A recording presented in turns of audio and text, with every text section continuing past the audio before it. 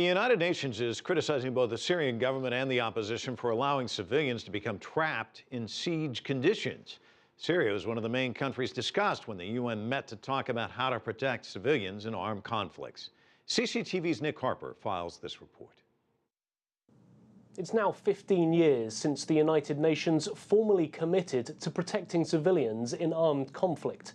That decision came out of the mass atrocities in Rwanda and Bosnia, massacres for which the United Nations was heavily criticised for not doing enough to intervene and save innocent lives.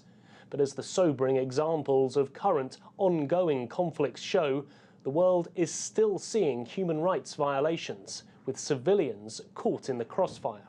UN humanitarian chief Valerie Amos spoke passionately on Wednesday about Syria.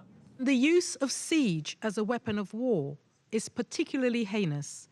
The deliberate denial of humanitarian assistance to people in desperate need. As a world community, we had all hoped that we had moved beyond this, and yet we are witnessing it in Syria every day. She called the efforts to get civilians out of the old city of Homs, quote, heroic. But she said there were another 250,000 people stuck in besieged areas of Syria. South Sudan and Central African Republic were also listed as places where civilians desperately need protection. But the head of peacekeeping operations acknowledged that there were limitations to what the UN can do. No peacekeeping mission can physically protect all or even most civilians where a serious conflict has broken out.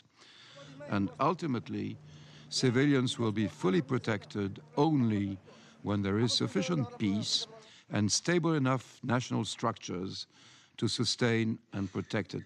That must be the overall goal. So he said the UN must be more flexible with its peacekeeping response and that rapid reaction was vital if lives were to be saved.